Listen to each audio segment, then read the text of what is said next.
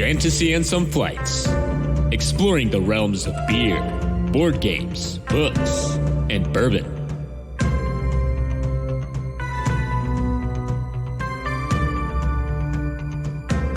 Welcome to another Fireside episode with Fantasy and Some Flights. I'm Nelson. I'm Dalton. And today we are talking about stuff that we've been doing. Specifically, I have a lot of travel that I've been doing. I went to a distillery or a couple distilleries, and then I went to GAMA. And so I'm going to talk about those. But getting a little preview. We're giving a little preview. Yeah, it's weird. Apparently. I don't know. Usually these. And then you stalled out because you're like, I don't know what Dalton's going to talk about. Yeah. And then I gave you the cue. You were supposed to jump in. Yep. Sorry, I missed it. Yeah. Okay. I wasn't paying attention to Zoom. You gave me like the visual cue. Yes. Yeah. Marker. Dalton talks. Yep. I have books. I'll hold up your cue card. Thanks. Thanks. I have books to talk about, and then we have some games scheduled coming up that I'm excited to. Oh yeah. Preview. I think I'm a part of that. You are. You're a part of at least one. Good.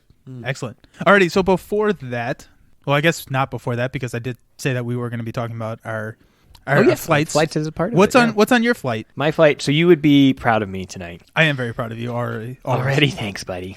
Oh, man, it makes me feel so good. So I am drinking an Imperial IPA tonight. I love you. Visual proof that it is, in fact, happening. So this is Voodoo Ranger from New Belgium. New Belgium, first of all, gets distributed all over the place, but they're about like 45 minutes north of where I'm at. Oh, very cool. Okay. Yeah. So they're obviously really big around here, but I had great access to them in Indiana as well. So it's kind of cool to be able to get we had a mixed pack from them yesterday that I'm not sure it was more experimental and stuff, and I'm not sure I would have been able to actually get it in Indiana. So that type of thing is cool.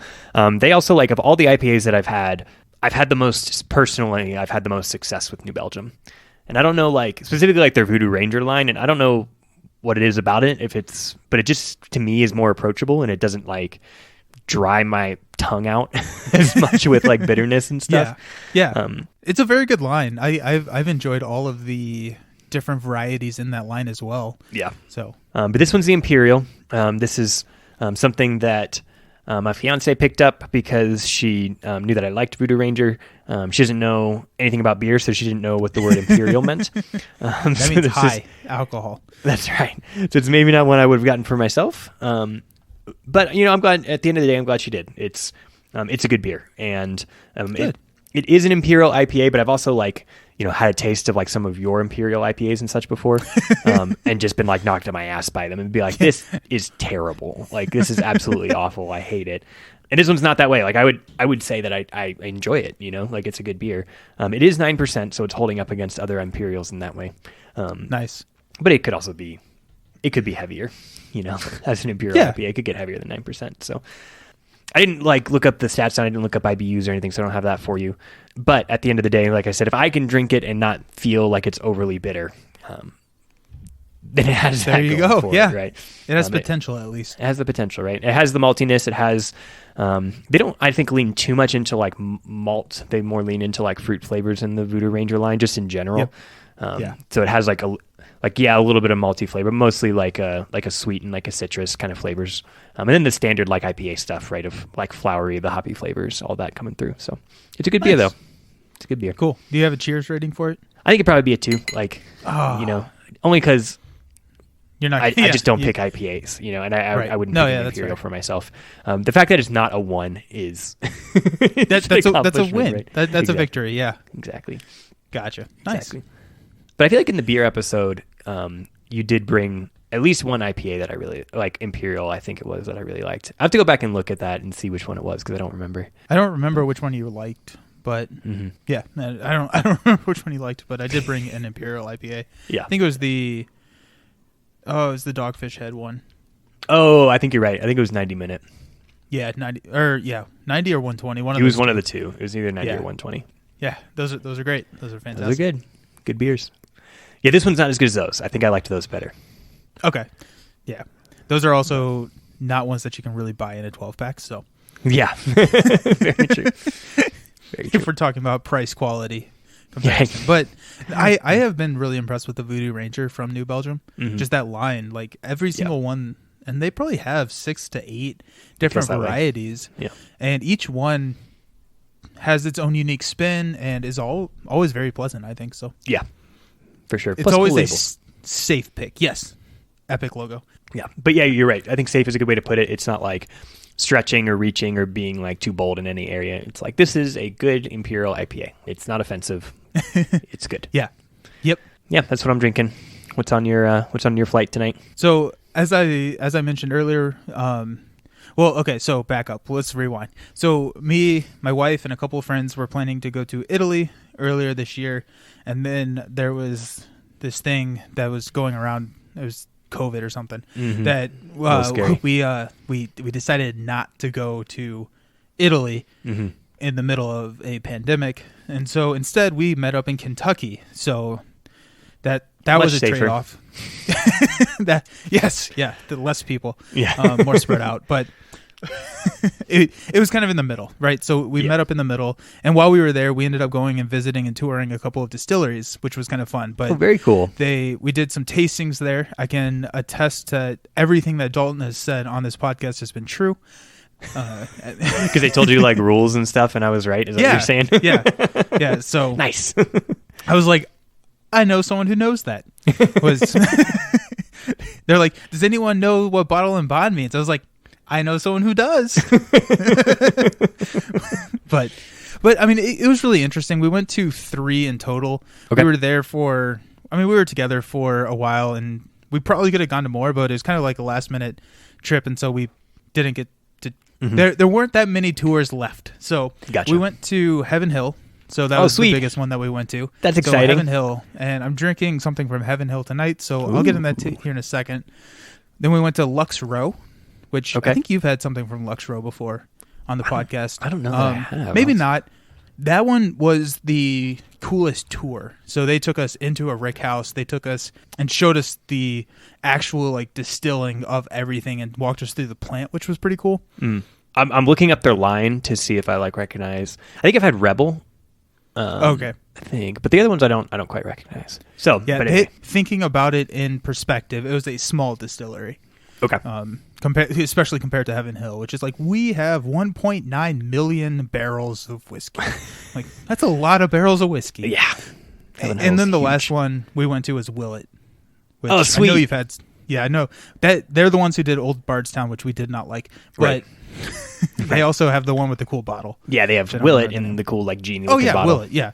I don't know how I can't remember that one, but so those were the 3. We did like one that's tour. so The fun. others were basically just tastings. I'm actually drinking from the Willet glass. This is actually why we picked Willet. We got a cool glass with it. Oh, you did. That's a neat Yeah. little glass. It is a neat little glass. The glass in the gift shop was $10. The tasting was $12, and it came with the glass. So There you go. that was nice. They also figure if they get you to taste something, you might buy something. So yeah, and They're smart. We didn't actually at that one. That was the last one that we went to, and my wife is not a huge bourbon fan. And by the end, she's like, I can't do bourbon anymore right now. yeah, But tasted like 20 of them. Like, I'm done. so we went to Willet. This was kind of fun. They had we went into the room to do the tasting, and they had 10 whiskeys on the bar. Nice. I was like, I am not driving after this. I am sorry. But they had 3 categories, and you picked one from each category, and then you had Willet, their flagship. Yeah. And so I was like, oh yeah, that's significantly more reasonable for $12. Yeah. I'm cool. I'm getting shit faced. That's gonna be fun. Oh, so, man. anyways, no, but it was good. But Yeah. going back, Heaven Hill was the big one. That's Elijah Craig, the sponsor of this podcast, which we probably should stop joking about that. Anyways, Yeah. but, I don't know that we could legally say that, to be honest. yeah. We would like to be sponsor of this podcast. Right. If we could choose, if we had our choice of whiskeys, it would be Elijah Craig. So at Heaven's Hill, we did a tasting there, which I think there were 5 whiskeys that we tasted, and only 2 of them were for sale. I don't know why you would do that. Why? That's cruel. Yeah, it's this one's really good. You cannot find it anywhere, but it's good. Why? Why would you? Why? But I mean, one of them that we really liked was the Elijah Craig Toasted Barrel, which was okay. Yeah, it was really good. It wasn't my favorite, but my wife really liked it, which was kind of surprising. And then we went to a liquor store because Was it they a said little that sweeter? they had it. It was smoky. Yeah. Like it tasted like a little bit smokier. Cool. But I think it retails for like 60 to 70 or something. And we went to a liquor store that said that they might have it, and they walked in and like, how much is it? It's like $140. It's like, we're not paying $140 for. But one of the whiskeys that was for sale is what I'm having tonight. It's Henry McKenna 10-year bottled in bond, which we know what that means. At least I know someone who knows what that means. That's right. That's right. But I do know that bottled in bond, it has to be 100 proof. So it's 100 proof whiskey. Yep. It is pretty sweet. I like it. It's like sweet, but it has like a little bit of a kick. There's towards the end, like it's slightly spicy, but it's really good. I'm really excited for you to try it because I want someone who actually knows what they're talking about to try it and see if they like it as well. It is one of those fun things we've talked about before. But like, I enjoy like doing my own taste of a whiskey and then like looking up other tastings and having things explained to you, because then you're like, oh, like they're saying this has, apple pie crust in it or whatever. And it's like, oh, now that somebody's like said that, I can find it and I can taste it, and that's kind of cool. Yeah. But yeah, that's what this is. This is probably a 3 cheers because I don't know if I'd buy it again because it was not the cheapest thing that I've ever bought in my life. Yeah. And it's nice to have. It's on the shelf as kind of like this, celebration whiskey for us. So that's what we're having tonight. I feel like I've had McKinney, like, I feel like I've tasted it. I don't think I've ever bought a bottle of it, but I feel like I had it at like a bar or something. I don't think it was that one. I don't think it was like the 10-year bottled in bond, but like a different tier of it maybe. Yeah. I don't remember. I could be completely wrong on this, but since we're not known for our factual basis, I think Henry McKenna is one of the master distillers there, and Evan Hill has had multiple master distillers over the course of their tenure, and each one of them kind of has their flagship, like Elijah Craig or Henry McKenna or the other ones that I don't remember right now. Let's see. There's like the I know there's another one that's a name that I can't remember. It's like it's something T Stag or something. Now it's gonna bother me, so I gotta look it up. There's they have Pikesville, which we've had. They do have Pikesville rye. Yeah. What's my age? I don't know. January 1990. That's so actually really funny. I went to their website. If you put in something that is not 21 years of old, it like redirects you to like the drink responsibly page or something. I'm like, yeah, oops. They do have larceny. We Larceny. Yeah. We haven't talked about larceny in a little while. So that the name behind larceny is that it was so good that like people wanted to break in to taste it. Gotcha. Yeah, because larceny, at least one of them's bottled in bond, which means that it has to be under lock and key, basically. But the government official that would monitor it would break in and taste it. So that's why it's larceny. Nice. That's a fun story. Well, yeah, so drinking Henry McKenna, that's what's on my flight. That's cool. I'm obviously jealous of your trip. We'll do it again. As much as I love bourbon that I haven't done. I haven't done just Kentucky. I haven't done Kentucky, You need a whole 2 weeks to do it, and I haven't done it. I do think that we need to do a mobile trip and like live podcast along the way. Oh, yeah. And just like for like a week and just do the entire, well, maybe not the entire, do a lot of the bourbon trail. Right. I feel like the entire bourbon trail would just kill us. Anyways. Yeah. But yeah, no, we'll have to do it. I feel like it's definitely something that I get a lot out of as I practice it, right? Like I enjoy it. Like the more that I build into it as a skill, the more I get out of it, the more I enjoy it. But for me, it's definitely something that needs to be kept like practiced, like I've felt in the last couple months as I haven't for like, first of all, getting married this year. So there's a financial driver to not buy as much whiskey. But also, like, there's a financial driver to buy more whiskey. That's right. Luckily, I'm in the first category. Yeah, good. Okay. But then the other part is like I've said before, I've been a little discouraged just by like some of the tastings that I've done here and not enjoyed so much like Colorado distilleries as much as like Colorado beer. And so I've been, doing like picking up local beer more than picking up local whiskey just because the beer here is like really, really good, Yeah. Even just mentioning again, like we were talking about New Belgium and Breckenridge, and like there's several really big left hand, like nationally distributed breweries that are within like 45 minutes from me, and so they're fun. It's fun to like try it, but it means that like my tasting, my whiskey palate is, it's a dull skill a little bit, like it's something I got to like sharpen back up. So I would enjoy a trip like that just to like spend some like dedicated time. Cause that's the other thing is like when I taste whiskeys, I usually taste one, like I'm right. Every once in a while you go somewhere and you get a flight and you can like taste, 3 or 4 or whatever. But for the most part, I'm buying a bottle and then like tasting that bottle and being like, oh, here's what I think about it. And then I do it again, like a week or 2 later, I like taste a new whiskey, so to like spend a week and taste like 20 or 30 or whatever over the course of multiple distilleries, that would just be like super fun as like an exercise in trying to get like build into the skill a little more, Okay. You convinced me. Let's do it. It was really interesting. It was really cool to like see it all being made, right? I mean, it's straight as science. Like I'm sure there's some massive Excel sheet somewhere. Yeah. That just runs Heaven Hills Distillery, but it was just really cool. And then it was nice to try the different types and figure out what I like and what I don't necessarily love. Yeah, so. Definitely. Cool. Well, I'm glad you had a good time, man. Yeah. Alrighty. So what have you been reading or playing? Whichever one you want to start with. Ooh. Let's start with board games because I'll probably ramble for a while. Okay. Sounds good. Sounds good. It's all right. That's what they come here for. So just hearing your ramblings. So games first. First of all, we do have our TI game, Twilight Imperium game scheduled that we had talked about. Yes. Our kind of like new players game, our noobs game.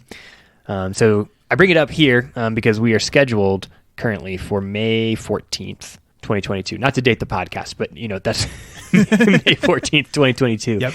That's exactly the date that we're scheduled for. We currently have like either 5 or 6 players. There's one player who is kind of iffy. We need to get a little closer to determine availability, but the game can go to 8 with the expansion. So I think that would be a lot of fun. Be pretty awesome. And so I say that because if you're listening to this and and it's relatively close to the day that this comes out, then hop on the Discord and let us know. We would love to have people join. If it's after that date, then I would love to do this again. I haven't done it yet, but I anticipate having a lot of fun. So we have currently, like I said, 5 or 6 players. It'll work either way because in the expansion they released like the hyper lanes, and it's a way to fix the fact that 5-player normally doesn't work. And we've actually played with it and tested it, and it works totally fine. So that's awesome. I love that type of expansion. Yeah, for sure. It's great. It's neat too because like the board is a hexagon, so that's why 5-player doesn't work without these. Is because like there's no way to evenly distribute 5 players on a hexagon. So you can do 4 or you can do 6, but you can't do 5. And so then what they did is they made these hyperlanes, and they basically like link. If you like split a hexagon into 6 sort of pie slices and put a player in each one of them, there would be one left over in a 5-player game. And it basically just like makes ties to kind of like stitch across the edge of that pie slice that's like missing. So gotcha. that the 2 players that are on either side of that pie slice kind of skip it and they kind of become neighbors. So nice. That's cool. Yeah. Visually, it's a little bit like it takes a second. It kind of trips your mind out to be like, we're next to each other, even though like it looks like you're like way over there. Like, right. But I think you adjust to it pretty quickly. But nice. So anyways, so we have those, and then we have 3 coaches. So we have myself, and then my friends Nick and John, both of who I've played with since high school and are both very good and have won multiple games. And so we'll kind of like split up and get 1 or 2 players each to kind of coach, depending on like the coaching needs.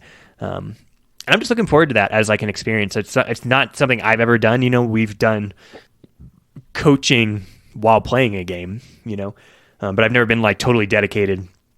I've been like bringing people through different games, but I've never been like totally dedicated to just like helping someone, first of all, accomplish what they want to accomplish, and then also like having kind of like the strategy talks of like what they might want to be accomplishing. So I think it's going to be like a fun challenge for me individually, just to like learn that skill, like execute that skill of coaching, and not playing the game for them, Yeah.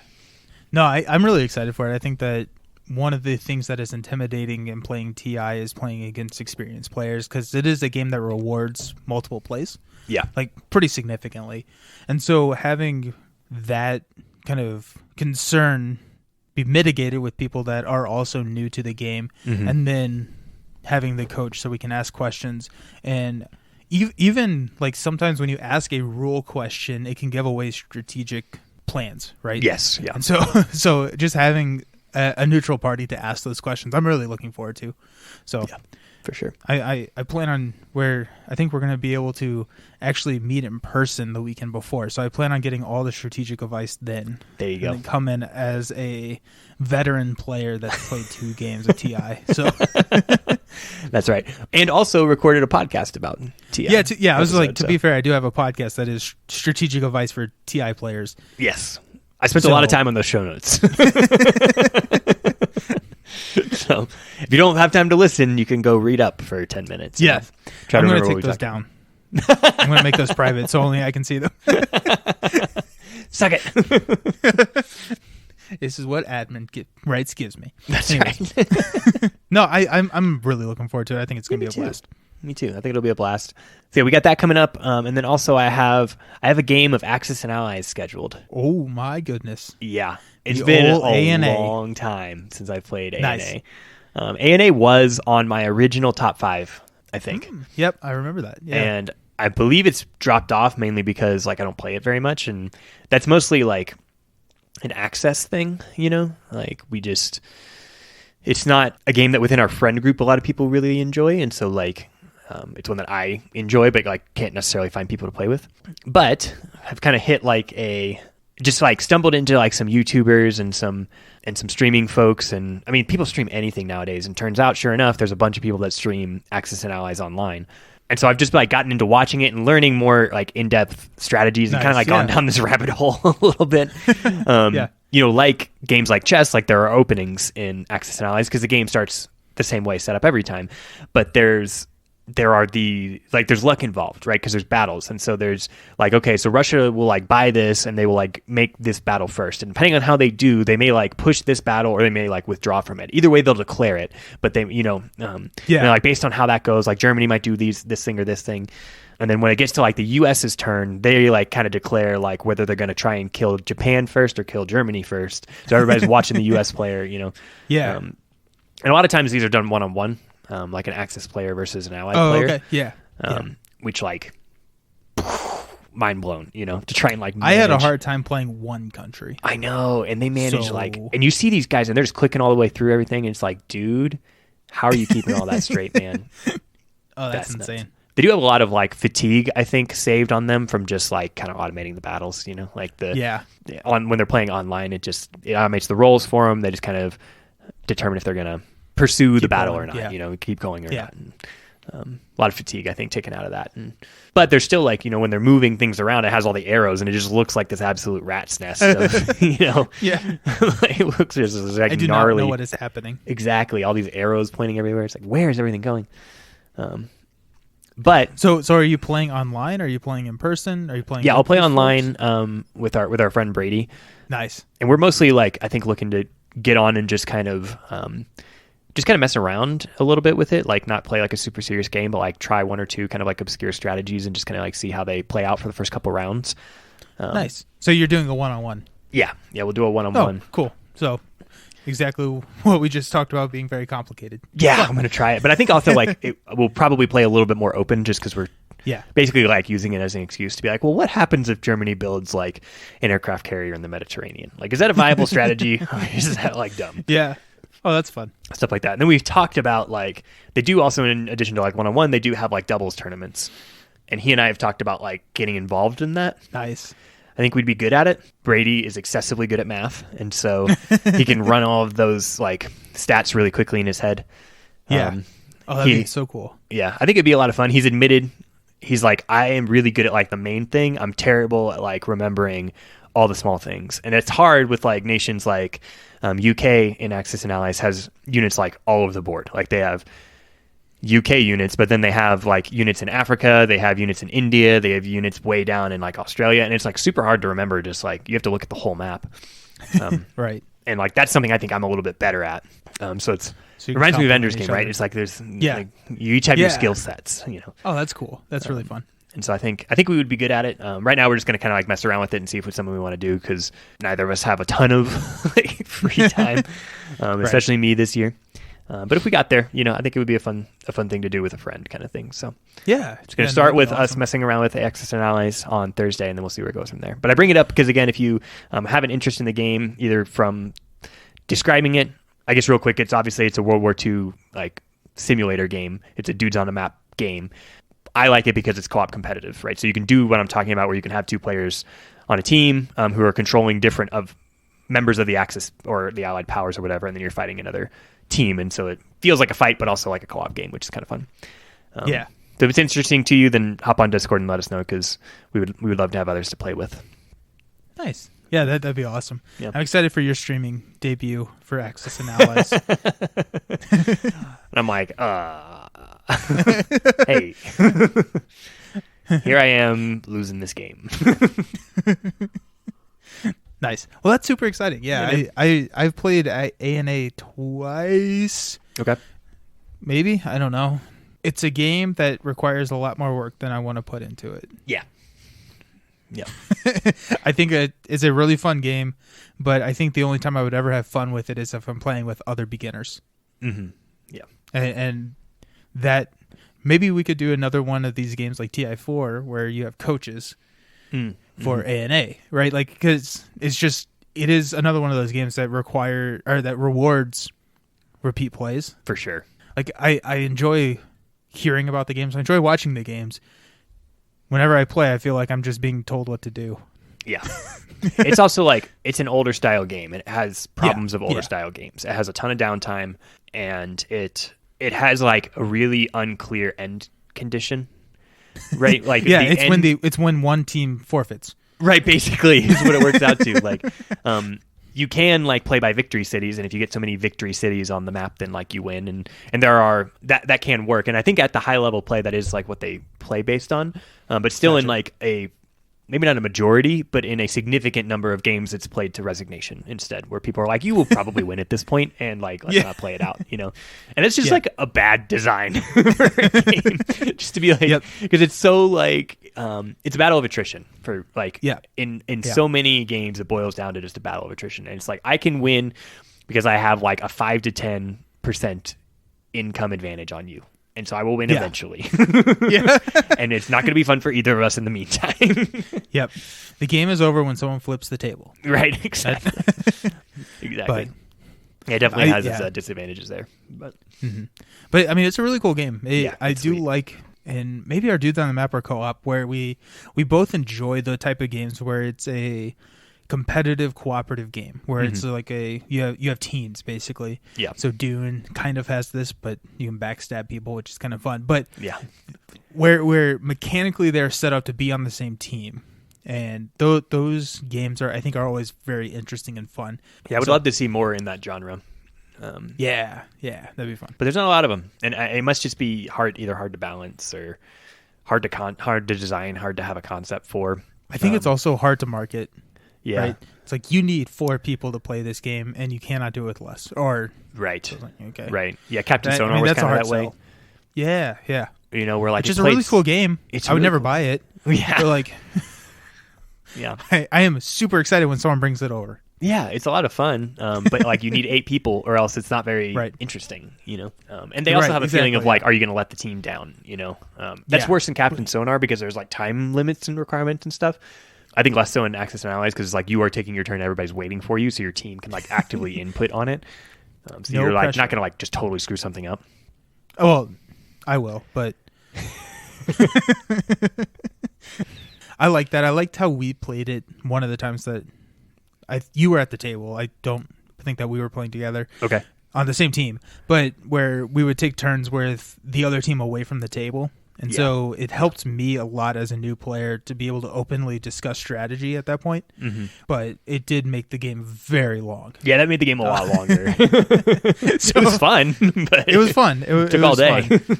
And like, I think it would be a lot better in like the residence that I'm set up in now, where we could actually like do something. But pretty much we closed the other team off in a small like closet of a room. And like, hey, hang out up there. There's really nothing you can do. And sorry that it's so small, but yeah. This is the game that we've joked about. Like we've set up other games while playing. Yeah.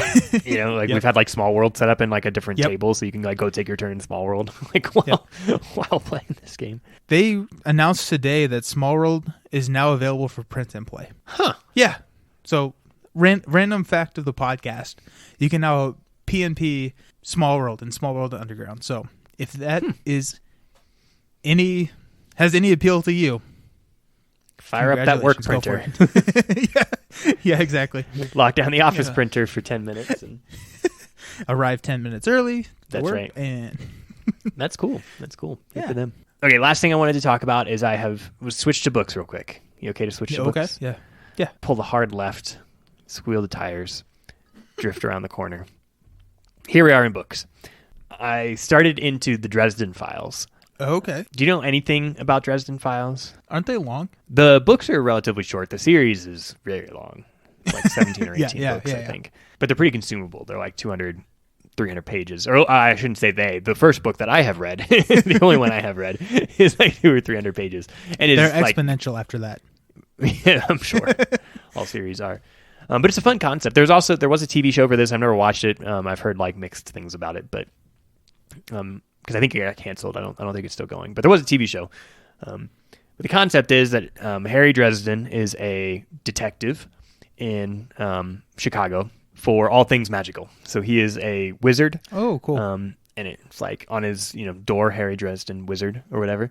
Nice. And he is sort of like, I guess, out in the open about like magic where like most other people aren't. And it seems like there isn't like a law that he has to be, but it's just kind of like culturally that people don't do that. And so for the most part, he runs into people being like, magic isn't real or whatever. And then he like has people who are like, hey, like my fiance or whatever was murdered by having their chest exploded. And I don't think that, it's a bad day. A modern thing. So I'm here to talk to you about it or whatever. Gotcha. And so he ends up he's like a private investigator basically. And he also like partners with the police department who like runs into, strange murders or whatever. And there are just times where they ask for his help as a private investigator. So that's kind of the time period is it? It's modern day. So it's modern day and was written in like early 2000s. So that's kind of the time period of it. I don't think he has a cell phone. Okay. If that helps, date. Yeah. Date. Got it. Okay. Cool. Yeah. But I think it's Gushers commercials were on TV. That's right. Gushers commercials, Tamagotchis, Yes. All that good stuff. I think it's a really neat concept. Like it was described to me and I was really like, cool. I feel like I would like this as a, as a setting for a book, for a series. And so I'm finishing up the first one. It moves fast. Like this book is constantly in motion. It is like very exciting to read. Well, that's fun. In like a good way. And it is like he's a detective, so it has like some sort of like mystery or like whodunit type of element to it. Because he's like trying to go through and like solve the mystery or whatever. Yeah. But it is fanciful because like he is a wizard and he like it like starts to get into like the magic system a little bit, and like how it works and like what he's able to do. And so he's like kind of assisting himself with problems, I would say, like using like some of his like magical abilities and stuff. And he's a little bit of a roguish character. Like it seems like there's first of all, it's just like his personality, like the way that he interacts with the police department and that sort of thing. You kind of get that feeling. But then also just the way that he interacts with the rest of the magical community, it kind of like perpetuates that he's kind of like a loner or like a lone wolf type of character. Gotcha. Yeah. But he's a bit dorky. Like he has a funny sense of humor.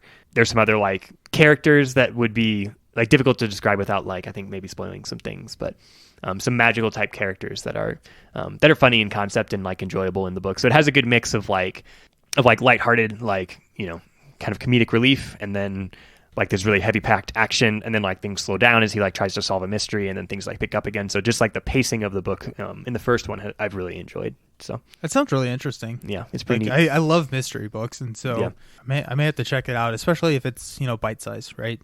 It sounds like it's something that's pretty easy to pick up and get a feel for it relatively quickly and figure out if it's something you want to pursue. Yeah. I think I've finished this book this week, within a week, Yeah. Maybe a week and a half kind of thing. Okay. Cool. So, yeah. I'll see if the local library has that. Right. Yeah. And it's funny to recommend something that came out like 20 years ago or whatever. Like, look, I found this new book. Like, it's not a new book. This is like a 17 book series that lots of people have read. So I'm definitely not like on the tip of the iceberg here, like that's not the right saying. I'm not on the cutting edge. That's the So in the two series that you're currently reading, you have about 30 unread books. That's right. So there is that. That's going to be fun. I know. I've thought about that. I was like, should I really start this? Like, I'm in another Because I'm maybe 3/4 of the way through the 4th book in Wheel of Time. And it's really good. I think it's my favorite book so far in the series. Like the first one might be my favorite. But, okay, good. Yeah. The 4th book is like really, really good. I'm like very much enjoying it. And someone was like, you're less than like 25% of the way. No, I don't want to hear it. And that math doesn't, I think, quite work out because it's like 14 books. But I don't know. You have to get into decimals and fractions if I'm part way through the 4th. So forget that. Just accept the joke that I'm roughly 25% of the way through. And it's like, man, that is discouraging though. Like, I don't know if I want to read 75% more. Plus I'm going to run out of content for my, dutiful listeners. I'm just going to have like 3 years of like, I'm still reading Wheel of Time in Dresden. I can't say anything because it would spoil it all. But... Right. Right. Oh, I read book 15 of Expeditionary Force. Skippy is still up to no good. That's right. That's right. Oh man, that's fun. Alrighty, so before we hop into Gamma, I have a couple book things that you talking made me think about. Yeah. But we have to, give a shout out to our boy Brandon Sanderson for demolishing the Kickstarter funding record with almost $42 million. Yeah. Which absolutely is insane. Incredible. Like I love that happened. That's awesome. I'm really excited for him. I got the hardback books coming, and so that's fun. I didn't go with the mystery boxes, but we'll see if that remains constant once the backer kit comes out. But awesome job to Brandon Sanderson, the clear winner of Kickstarter. You did it. You won Kickstarter. You won Kickstarter. Congratulations. One of the things that I was really excited about, 7% inflation, though. You got to take that into account. So Frosthaven is just right behind it, really. Yeah. But so he put out a video that was like super dramatic, where he's like walking along the ocean. Did you see this video by any chance? I don't know. I saw that it came out. I didn't actually click on it, but. So he was just like, what can I surprise? I can't do anything to surprise people anymore. Everyone's always going to be looking for the next surprise, and therefore I'm not going to ever be able to surprise anybody. And so maybe the biggest surprise is to never surprise anyone ever again. And then it's like, a 2-minute long kind of monologue of him talking like this. And he's very articulate, right? And then he's like, nah. Anyways, here's the prologue to Stormlight 5, and just drops Stormlight 5's prologue. And then I think it was a couple of days later, he put out a video of him narrating Stormlight 5, or the prologue. That's so and cool. Without spoiling anything, the prologue to Stormlight 5, I love. It was awesome. It's the same scene from the prologue of Stormlight 1, which is where Seth assassinates the king, not Dalinar, Gavilar, but it's told from Gavilar's perspective. Oh, very cool. Yeah. So this is your favorite way to tell stories, right? Is to tell it really an existing story from another character's perspective. Yeah, it was great. It was one of those where I just listened to the entire hour just straight, because it opens up so much, and there are things that were revealed in Rhythm of War, the 4th book, that he could not have written this prologue from Gavilar's perspective without reading Rhythm of War first. So you can't just read it because it spoils Rhythm of War, which is super fun and super exciting. It's just the way that everything's tying together is it's super satisfying. I'm really excited for it. Yeah. That's awesome. And it's such a ballsy move on his part to just lock it in. You know? It's I if he came out and was like, hey, I changed some things, I'm sure people that's fine, whatever. Yeah. It's basically a preview, or Right. But still, major concepts and stuff, he's locked in. You can't change it now, right? It's out there. It's canon. It's canon. Dude, I want to be at a point in my life sometime where I can create a canon, where when I say something, people are like, that's true now. That's right, yeah. It's not only creating a canon, but it's also having people give a fuck. Yeah. Yep, exactly.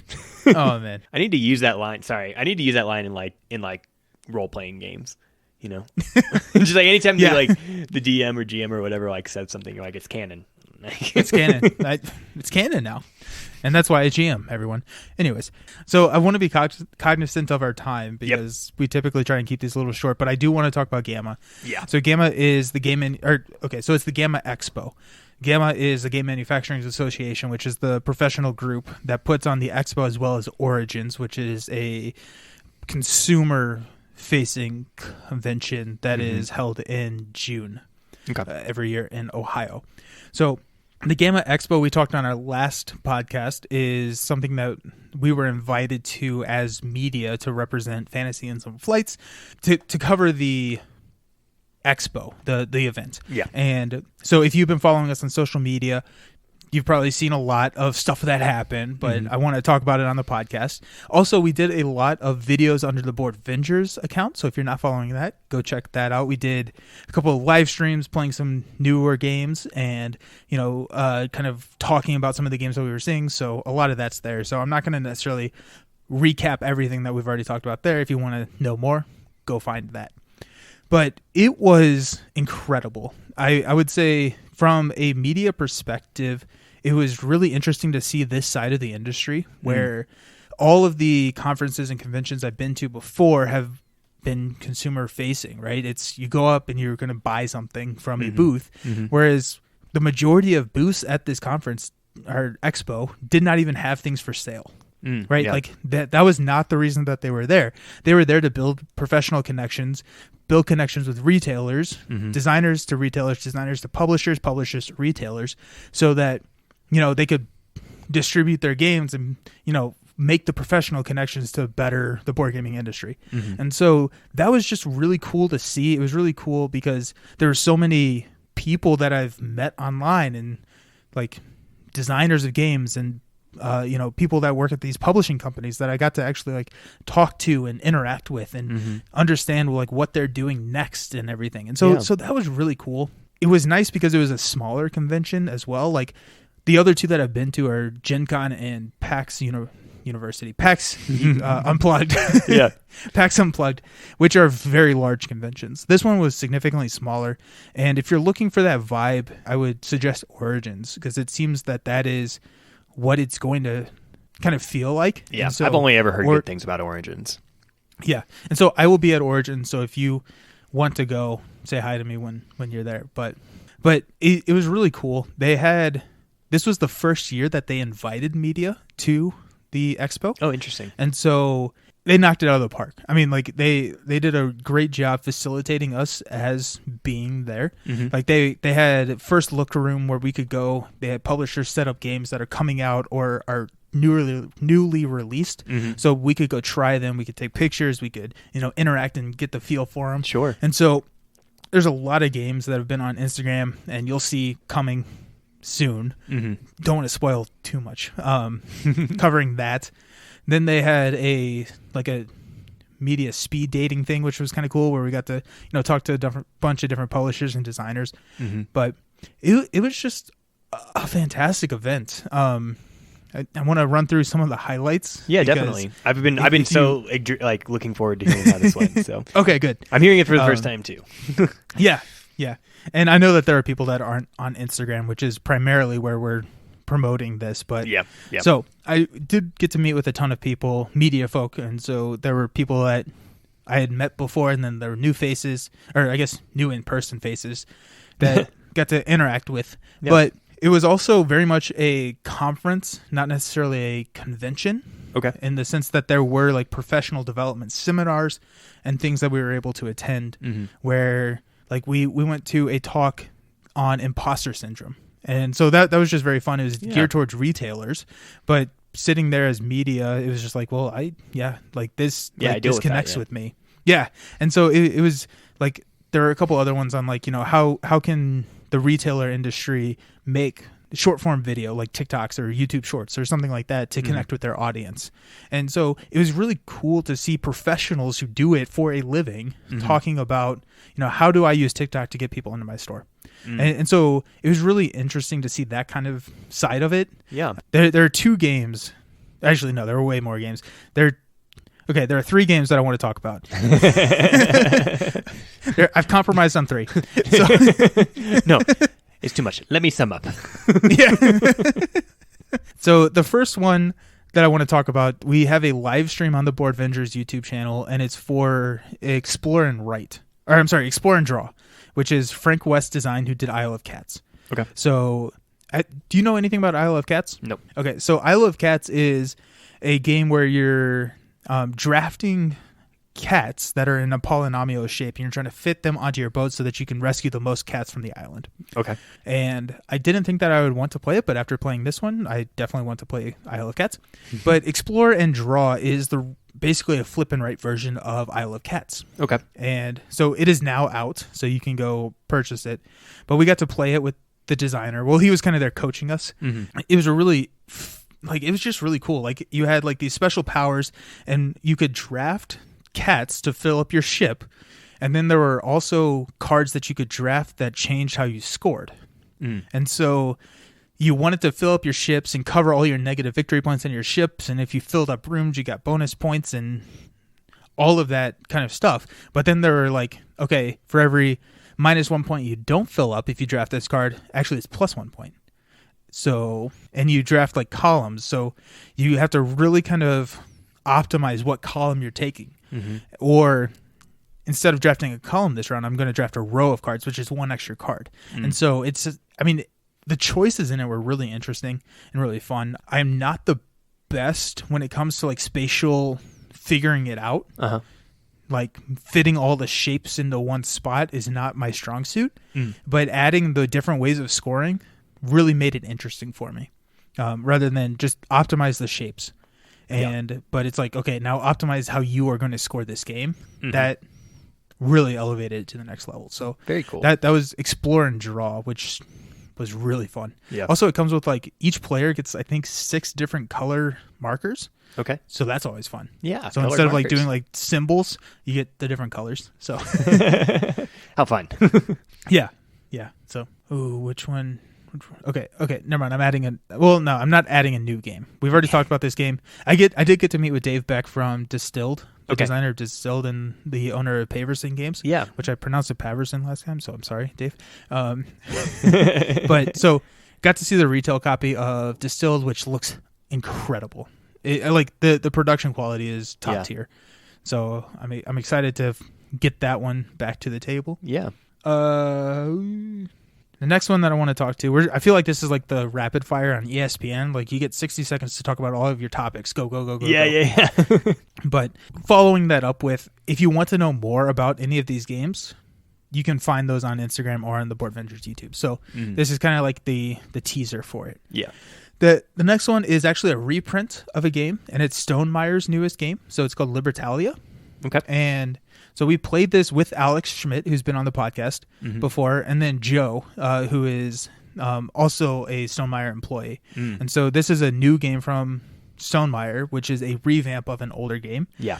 But it's a really cool design. It's not my favorite type of game.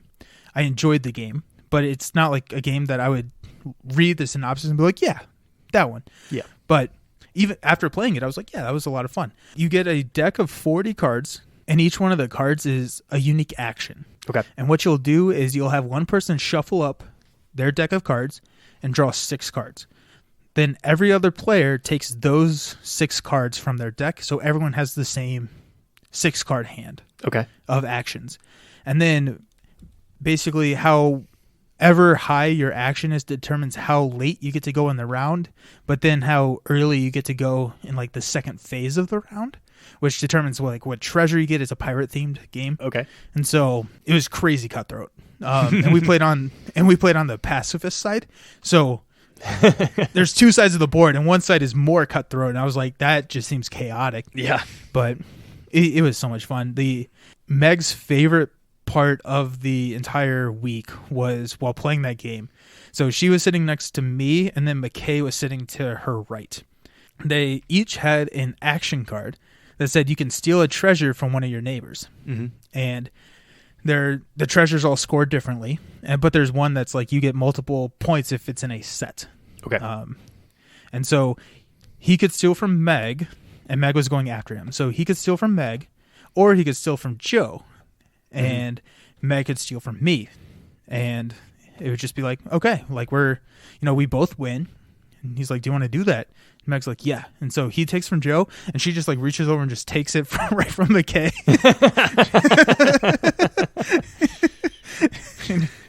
And McKay's like, that's when I realized I could not trust you. Like, she goes, I don't know why you ever thought you could. So, but I mean, it just led to so many laughs. Yeah. And it's one of those that, if that sounds like your type of game, I think it would be a home run for anyone who likes that kind of cutthroat, like, get in there and get the victory by putting others down. Yeah, it was fun. It was a lot of fun. Little. Yeah.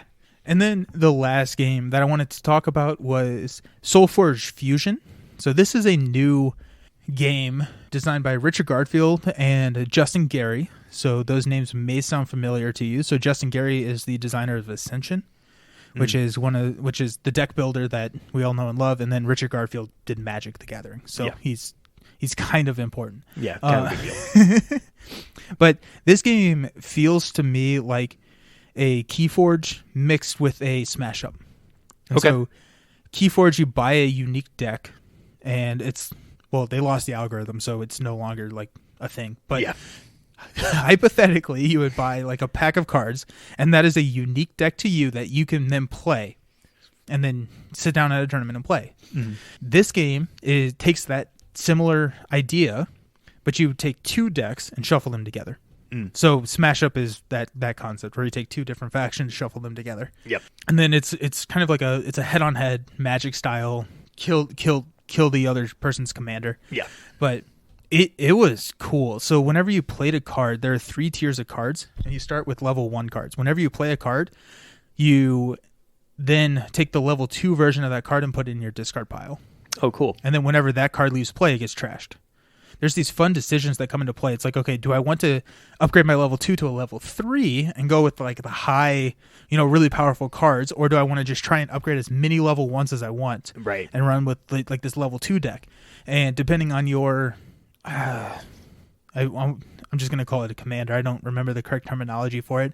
Dictates that, like, do you want it to be a long game? Do you want it to be a short game? Do you want all of these things, and like what factions play together and what decks play together? It's just like, it was really good. It was really cool. It was just a lot of fun to play. I know that it was on Kickstarter and it's coming to retail, and they're looking to make it a